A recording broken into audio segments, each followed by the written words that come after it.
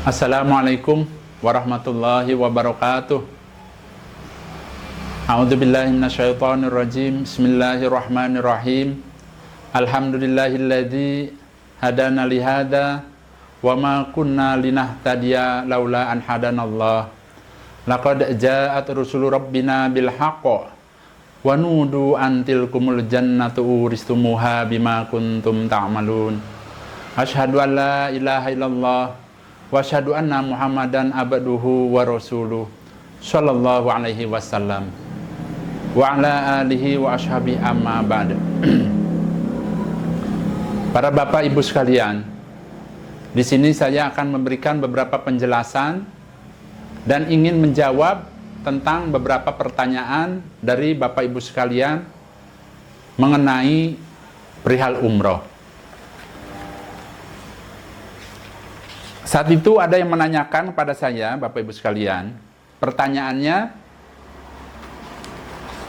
apakah boleh umroh dengan biaya berhutang, atau dengan kata lain, umroh dahulu, bayar setelah pulang? Sebelum saya jawab, bapak ibu sekalian, di sini saya akan menjelaskan mengenai wajibnya haji dan umroh. Itu ada dalam Al-Quran, surah Al-Baqarah ayat 196. Yang artinya, dan sempurnakanlah ibadah haji dan umroh karena Allah. Wa atimul hajja wal umrata lillah. Dan sempurnakanlah ibadah haji dan umroh karena Allah. Nah, itu memang kita sebagai muslim wajib melaksanakan ibadah haji dan umroh. Nah, namun di sini yang akan dibahas yaitu mengenai ibadah umroh. Selanjutnya Bapak Ibu sekalian, dalam surah Al-Imran ayat 97, walillahi 'alan nasi hijjul bait man istata'a ilaihi sabila. Yang artinya, dan kewajiban manusia terhadap Allah adalah melaksanakan haji ke Baitullah, yaitu bagi orang-orang yang mampu mengadakan perjalanan ke sana. Nah, yang perlu digarisbawahi Bapak Ibu sekalian, yaitu man istata'a ilaihi sabila, bagi orang-orang yang mampu mengadakan perjalanan ke sana. Nah, di sini Bapak Ibu sekalian ada pertanyaan, apakah ibadah umroh boleh dengan cara berhutang? Kalau Bapak Ibu sekalian berhutang, berarti tandanya belum mampu Bapak Ibu sekalian. Berarti belum berkewajiban. Namun, kewajiban kita sebagai muslim adalah berusaha supaya mampu. Tapi kalau memang belum mampu, ya supaya ditunda dahulu. Berarti jawabannya Bapak Ibu sekalian, bila mana Bapak Ibu sekalian ingin melaksanakan ibadah umroh dengan cara berhutang, ini saya sarankan supaya jangan dilakukan. Pertama. Namun jawaban yang kedua bisa juga dilakukan Bapak Ibu sekalian. Jadi ada dua hal, bisa dilakukan dengan cara berhutang, namun juga saya sarankan jangan dilakukan. Karena di sini saya akan berikan contohnya.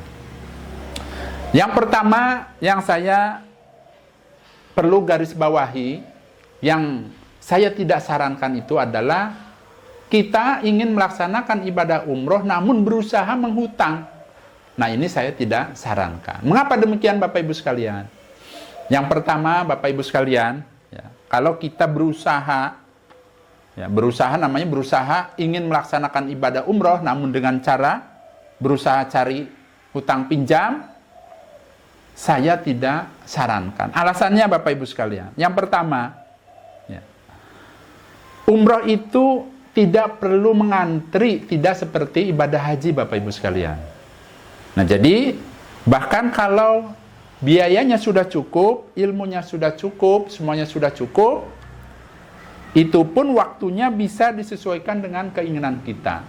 Jadi di sini saya akan membicarakan masalah umroh Bapak Ibu sekalian, ya. Jadi beda dengan haji ya nanti. Mungkin nanti insya Allah akan dijelaskan lagi masalah haji. Berarti yang pertama Bapak Ibu sekalian, saya tidak menyarankan berhutang. Karena apa alasannya? Umroh itu tidak perlu antri Bapak Ibu sekalian. Jadi persiapan saja kita keuangannya. Karena kalau kita sudah siap keuangannya, ilmunya, waktunya bisa disesuaikan dengan keinginan kita. Yang kedua Bapak Ibu sekalian, ya, kalau kita berusaha dengan cara meminjam uang, ya, itu dikhawatirkan bagi Bapak Ibu sekalian yang awam masalah ilmu, masalah hutang pinjam, dikhawatirkan ya ada unsur ribanya. Khawatir ya, dikhawatirkan ada unsur ribanya. Kemudian yang ketiga, alasan mengapa supaya tidak berhutang dalam melaksanakan ibadah umroh, yaitu alasannya adalah setelah pulang umroh dikhawatirkan hatinya justru merasa kurang tenang karena ada tanggungan biaya umroh yang harus dibayarkan. Ya, jadi seperti itu alasan mengapa saya tidak sarankan untuk berhutang. Namun di sini juga saya memberikan ya, alasan boleh diambil hutang itu apabila ya, ada apabila ya, perlu digarisbawahi ya. Apabila pernah kejadian seperti ini Bapak Ibu sekalian ya. Di dalam keluarga ya, terkadang seorang kakak, seorang adik itu walaupun satu darah, tapi ternyata kalau masalah rezeki itu tidak sama Bapak Ibu sekalian. Nah, kejadiannya tempo hari itu ya, ada seorang adik ya, justru menawarkan berangkat bareng dengan kakaknya, yang mana seorang adiknya itu ternyata memang Allah memberikan rezeki yang lebih pada beliau, dan beliau memiliki kepahaman yang baik. Dia akhirnya rezekinya digunakan untuk sabilillah, digunakan untuk hal-hal yang masalah ibadah, termasuk haji dan umroh. Nah, beliau melihat saudaranya itu belum melaksanakan ibadah haji dan umroh. Nah, di suatu kesempatan dia bertamu, menawarkan ibadah umroh bareng dengan catatan ya, dibayar hanya setengah harga, bahkan dibantu diberikan misalnya uang bekal dan lain sebagainya. Nah, itu pun ya, biasanya kita dikasih penawaran itu kalau kita mampu ya, untuk membayarnya, kalau kita mampu. Misalnya tempo hari itu kejadiannya adalah dia menawarkan ya, dicontohkan misalnya harganya satu paket itu misalnya 25 juta umpamanya. Sudahlah, bayar aja 10 juta umpamanya. Bahkan dikasih bekalnya dan lain sebagainya, umpamanya seperti itu. Nah, itu pun ditawarkan misalnya sebagai seorang adik saat itu, ditanyakan misalnya kira-kira kalau dikasih bayar hanya segini saja, sisanya bisa bayar apa tidak. Dengan niatan memang membantu agar bisa melaksanakan ibadah umroh, tidak memberatkan. Nah, itu yang saya sarankan supaya kalau ada kesempatan seperti itu, karena memang kitanya juga merasa sanggup untuk membayarnya, sisanya ya silahkan diambil. Umpama terjadi seperti itu. Yang keduanya, saya contohkan lagi supaya diambil itu adalah, pada saat itu agen travel itu menawarkan ke seorang ulama untuk bisa membantu ya, mendampingi beliau untuk bareng-bareng berangkat melaksanakan ibadah umroh. Dia menawarkan ya bantu-bantu, nasihat dan lain sebagainya. Dia memberikan penawaran bayarnya hanya setengah harga umpamanya seperti itu. Itu pun ditawarkan kira-kira kesanggupannya kapan, umpamanya dikasih waktu 1 tahun apa 2 tahun. Yang mana intinya sengaja memang membantu beliau agar bisa beribadah, diberikan kesempatan bayar setengah harga umpamanya, dan dicicil pun itu pun tidak dengan cara memberatkan ya. Dicicil sisanya 10 juta, ya 10 juta, tidak ada misalnya tidak ada tambahan ini itu dan lain sebagainya. Karena hukumnya haram kalau misalnya minta tambahan dan lain sebagainya.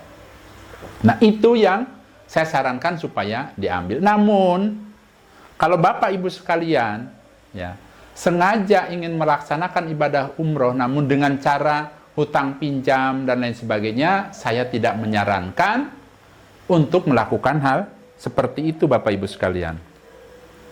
Mengapa demikian Bapak Ibu sekalian? Dalam Al-Quran surah At-Taghabun ayat 16, Fattaqullaha mastata'tum, yang artinya Bertakwalah kalian pada Allah sepol kemampuan kalian, semampu kalian. Berarti kalau Bapak Ibu sekalian ingin melaksanakan ibadah umroh ternyata biayanya belum ada, berarti belum berkewajiban. Berarti apa? Berarti supaya cari jalan yang lain, Bapak Ibu sekalian. Nah, jadi kesimpulannya Bapak Ibu sekalian, ya, untuk pertanyaan bolehkah umroh dengan biaya berhutang? Jawabannya kalau kita sengaja mencari-cari hutang pinjaman, ya, ibarat ingin melaksanakan ibadah umroh kemudian mencari hutangan, ya, bahasa gampangnya adalah hutang pinjam.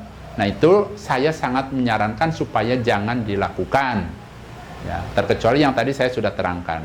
Terus bagaimana Pak agar saya bisa melaksanakan ibadah umroh? Karena itu merupakan suatu kewajiban, walaupun kenyataannya saya belum siap atau belum sanggup biayanya. Nah, saya akan memberikan beberapa tipsnya Bapak Ibu sekalian. Nah, yang pertama Bapak Ibu sekalian, kalau ingin melaksanakan ibadah umroh, ya, hindarkan tadi ya, jangan berhutang, tapi Bapak Ibu sekalian niatkan hatinya untuk melaksanakan ibadah umroh karena tahu pahalanya, ya, jadi tertarik dengan pahala-pahala yang Allah akan berikan. Pertama itu dulu, ya. Berarti Bapak Ibu sekalian, ya, harus mengerti dulu, ya, ilmunya. Jadi kalau Bapak Ibu sekalian ilmunya sudah paham, udah ngerti, oh berarti kalau umroh itu ternyata pahalanya ini, umpamanya. Kemudian misalnya sholat di Masjidil Haram pahalanya apa, umpamanya. Kemudian tawaf pahalanya apa dan sebagainya, itu supaya tahu dulu seperti itu. Jadi supaya mempersiapkan ilmunya Bapak Ibu sekalian. Kalau kita sudah tahu, akhirnya membangkitkan semangat kita untuk bisa sekuat kita untuk bisa melaksanakan ibadah umroh. Karena kita tahu Bapak Ibu sekalian, ya, sholat di Masjidil Haram itu pahalanya sampai 100.000 lipatan Bapak Ibu sekalian. Sangat pol. Nah, dengan cara seperti itu Bapak Ibu sekalian, akhirnya kita semangat juangnya lebih tinggi karena kita sudah tahu manfaatnya, tahu pahalanya. Nah, setelah itu Bapak Ibu sekalian, ya, kita harus melakukan mempersungguh menabung. Karena kita sudah tahu ilmunya, oh begini, akhirnya kita tertariknya, kita persiapkan menabung. Nah, menabungnya juga supaya dipersungguh Bapak Ibu sekalian. Jangan menabung asal-asalan, karena kan kita sudah tahu pahalanya begini, berarti kita sangat tertarik. Pahalanya besar, berarti kita juga harus mempersungguh menabungnya. Ya. Jadi umpamanya, ya, yang namanya menabung, mempersungguh, umpamanya yang biasanya tiap hari, umpamanya, ya, makannya, biayanya, umpamanya uang dapurnya misalnya, umpamanya 200.000, ya diskon 150.000, umpamanya yang 50.000-nya diusahakan ditabung.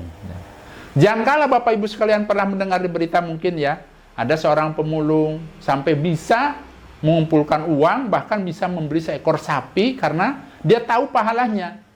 Ingin sekali yang namanya berkurban. Nah, itu seperti itu aja bisa.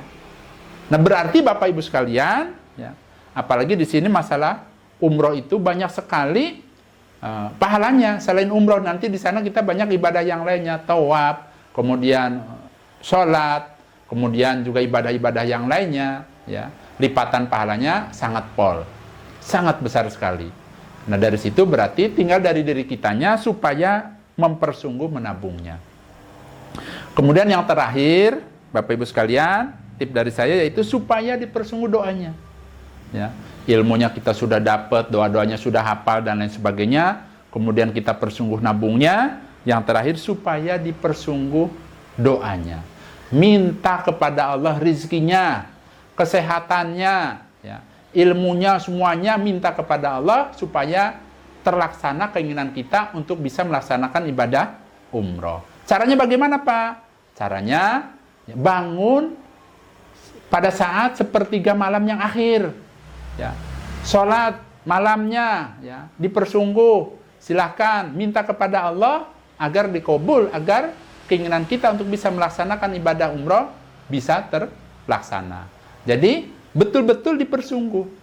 Selain itu juga kita bersungguh juga sholat hajatnya, minta kepada Allah terus, ya Allah, agar saya ini dan keluarga, ya syukur-syukur jangan sendiri, minta langsung kepada Allah agar kita bisa berangkat sekeluarga. Nah, itu jadi pada dasarnya karena umroh ini berbeda dengan haji, ya, kapan saja waktunya, dalam artian itu waktunya bisa kita atur. Bahkan yang namanya umroh itu, ya, di sana itu di Arab Saudi itu kan ada 2 musim, kadang musim dingin, ada musim panas. Kita bisa pilih di waktu-waktu yang kita cocok dengan kondisi kita. Jadi santai saja Bu, yang penting apa? Kita berusaha. Kalau kita sudah niatkan, kita sudah berusaha, ternyata dipanggil oleh Allah, kita tetap mendapatkan pahala apa? Pahala, tetap pahala umroh, karena kita sudah niatkan. Walaupun tidak terlaksana, nanti bisa anaknya yang mengumrohkan seperti itu bisa, ya. Jadi itu beberapa keterangan mengenai bolehkah umroh dengan biaya berhutang. Jadi jawabannya tadi saya sarankan untuk jangan berhutang, ya. Namun bila mana ada hutangan dari orang-orang yang sengaja memang memberikan keringanan, dalam artian itu yang tadi saya terangkan, boleh silakan untuk diambil. Yang baik itu adalah sabar, kemudian persungguh kita ilmunya, persungguh menabungnya, kemudian persungguh doanya. Mudah-mudahan apa yang saya terangkan ini bisa menjadi pencerahan buat Bapak Ibu sekalian yang belum bisa melaksanakan ibadah umroh. Mudah-mudahan Allah panggil untuk bisa berangkat umroh, terutama umroh, insya Allah umroh di tahun 2022. Mudah-mudahan pemerintah Indonesia bisa memberangkatkan para jamaah umroh. Mudah-mudahan biayanya juga bisa harga murah. Dan mudah-mudahan saya doakan buat Bapak Ibu sekalian yang ingin sekali melaksanakan ibadah umroh, mudah-mudahan Allah kabulkan. Saya rasa itu saja Bapak Ibu sekalian. Mohon maaf bila mana ada kesalahan dalam penyampaian. Bila mana ada hal-hal yang kurang berkenan, saya mohon maaf. Saya pamit. Wassalamualaikum warahmatullahi wabarakatuh.